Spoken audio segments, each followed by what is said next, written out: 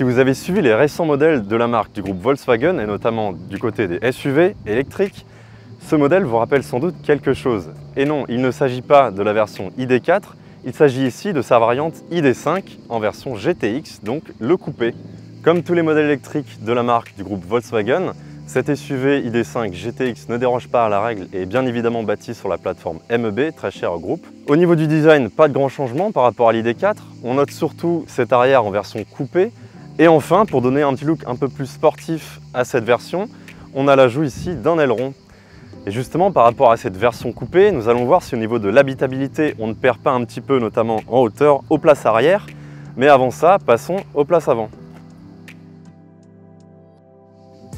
Nous voici donc à bord de ce nouvel ID5 dans sa version GTX. Alors, il n'y a pas beaucoup de changements par rapport aux autres véhicules de la gamme ID. Néanmoins, on sait quand même que l'on est dans une version GTX, grâce notamment à ce cuir bleu que l'on retrouve au niveau du tableau de bord, au niveau des inserts de porte, et aussi donc à ces petites surpiqûres rouges qui nous rappellent un petit peu ce côté et ce look sport. Dans l'ensemble, on reste quand même sur un intérieur assez sobre, c'est du Volkswagen, et c'est notamment le cas sur la gamme ID, qui nous a habitués à ce niveau de matériaux. Mais voilà, à ce niveau de prix, on aurait quand même aimé des matériaux un petit peu plus nobles. On retrouve quand même beaucoup de plastique dur, et aussi du plastique brillant que l'on retrouve au niveau de la console centrale, des commandes de bord et aussi même au niveau des portes. Au niveau de l'ergonomie, chez Volkswagen dans la gamme électrique, on a voulu faire quelque chose de très simple, une simplification poussée à l'extrême qui peut quand même avoir ses petites dérives. On aura notamment vu la même chose sur la dernière Golf, la Golf 8. Par exemple, on retrouve toutes les commandes ici en dessous de l'écran central qui sont tactiles. Également au niveau du volant, tous les petits boutons à retour haptique capacitif, ça peut être un petit peu déroutant. Néanmoins, moi ce que j'aime bien, c'est qu'on retrouve aucun bouton ici au niveau de la console centrale et on a relativement peu de commodos et de commandes derrière le volant, donc c'est quand même assez pratique. Sur cette version GTX, on est quand même suréquipé de série. Heureusement, à ce niveau-là de prix, on retrouve par exemple un écran de 12 pouces, tout le système MirrorLink, un système de caméra de recul. On retrouve également le volant et le siège chauffant. Et enfin, un petit détail, moi, qui me déplaît, c'est au niveau de ces accoudoirs que je trouve pas très pratique. Voilà, ça bouge un petit peu et c'est pas très commode.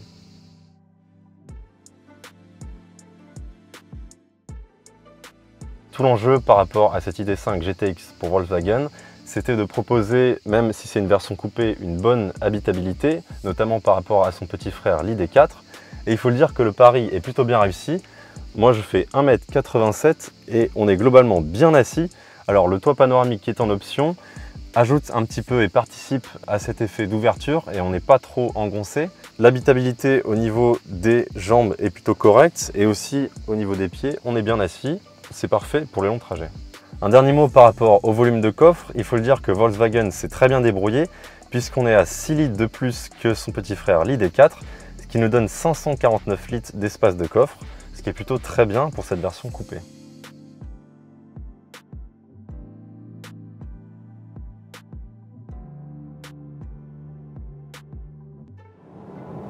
Alors nous voici au volant de ce nouvel ID5 GTX. Alors ici ce qui est intéressant c'est que ce SUV il est équipé de la version dual motor, donc on a un moteur sur chaque essieu. On a quand même 220 kW, un moteur assez puissant qui développe environ 300 chevaux pour quand même 460 Nm de couple. Donc c'est quand même des valeurs qui sont assez impressionnantes pour un SUV de ce gabarit qui je rappelle fait quand même 2,2 tonnes. Concernant les performances au niveau du départ arrêté, Volkswagen annonce un 0 à 100 achevé en 6 secondes 3, ce qui est quand même relativement impressionnant vu le gabarit du SUV. Au niveau de la vitesse de pointe, on est limité électroniquement à 180 km/h, électrique oblige. Alors sur la route, on a quand même un SUV qui est finalement assez agréable à conduire malgré son poids.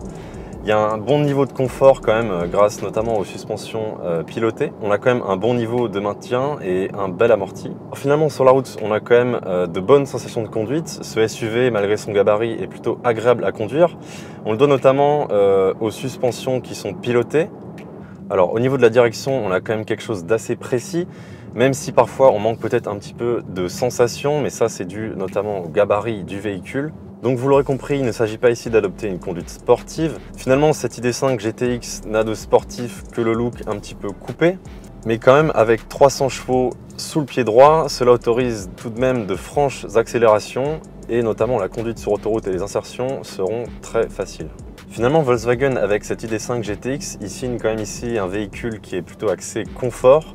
On a vraiment peu de bruit d'air, peu de bruit de roulement. Les ingénieurs ont vraiment beaucoup travaillé là-dessus. On évolue dans un silence qui est total et ça c'est vraiment agréable et ça c'est son gros point fort.